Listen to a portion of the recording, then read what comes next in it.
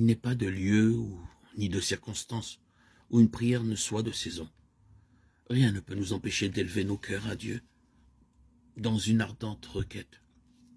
On peut faire monter vers lui une prière et demander la direction d'en haut, au milieu d'une rue encombrée ou au cours d'un entretien commercial. Ainsi fit Néhémie lorsqu'il présenta sa requête au roi, que la porte de notre cœur soit toujours ouverte et que constamment monte vers Jésus, notre hôte céleste, l'invitation d'y venir y habiter. Au sein d'une ambiance viciée et corrompue, nous pouvons respirer la pure atmosphère du ciel. Par une invocation sincère, fermons notre cœur à toute pensée impure, à toute rêverie coupable. Ceux dont le cœur est disposé à recevoir le secours et la bénédiction de Dieu vivront dans une atmosphère plus sainte que celle de la terre et seront en communion constante avec le ciel. Il nous faut une vision plus claire de Jésus, une intelligence plus parfaite de la valeur des réalités éternelles.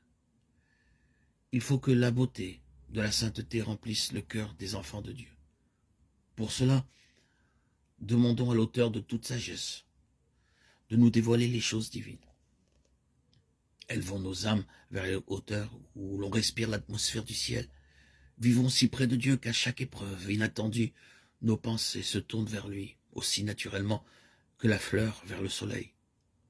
Placez constamment devant Dieu vos besoins, vos joies, vos tristesses, vos soucis et vos craintes. Vous ne le fatiguerez pas. Vous ne pourrez jamais le lasser. Celui qui compte les cheveux de votre tête n'est pas indifférent aux besoins de ses enfants. Le Seigneur est plein de miséricorde et de compassion. Jacques 5, 11. Son cœur est touché par nos douleurs et par le récit même que nous lui en faisons. Apportez-lui tous vos sujets de préoccupation. Rien n'est trop lourd pour celui qui soutient les mondes et dirige l'univers. Rien de ce qui touche à notre paix ne lui est indifférent. Il n'est pas dans notre vie chrétienne de chapitre trop sombre pour qu'il en prenne connaissance, ni de problème si troublant qu'il n'en trouve la solution. Nulle calamité ne fond sur le moindre de ses enfants, nulle angoisse ne torture son âme, nulle joie ne le ranime, nulle prière sincère ne monte de ses lèvres sans que notre Père céleste y soit attentif et y prenne un intérêt immédiat.